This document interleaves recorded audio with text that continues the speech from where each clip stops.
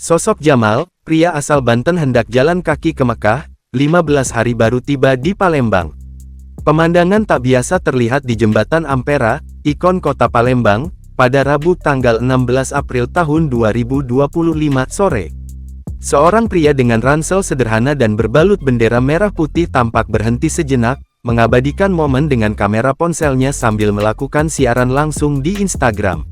Dialah Jamal 34, seorang warga Pandeglang, Banten, yang tengah menjalankan sebuah perjalanan spiritual luar biasa, berjalan kaki menuju Tanah Suci Mekah.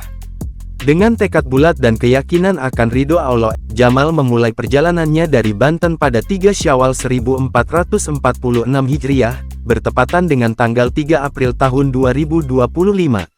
Setelah menempuh perjalanan kaki selama kurang lebih 15 hari, ia akhirnya tiba di Palembang dan melintasi megahnya Jembatan Ampera.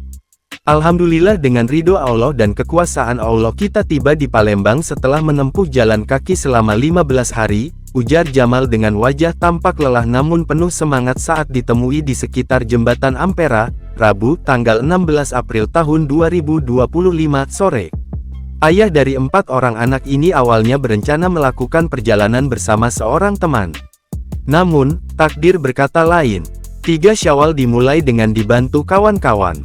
Karena kawan dak kuat dan belum diizinkan, akhirnya saya sendiri jalan kaki dari Banten dan kini tiba di Palembang, ungkapnya.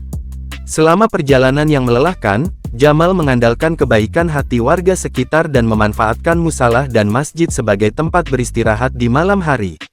Dalam perjalanannya yang panjang dan penuh tantangan ini, Jamal hanya membawa perlengkapan seadanya, seperti kain sarung, perlengkapan kesehatan, dan perlengkapan mandi.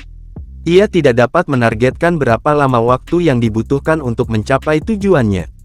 Minta doanya semoga lancar dan tiba di Tanah Suci Mekah dan kembali ke tanah air lagi, pungkasnya dengan penuh harap.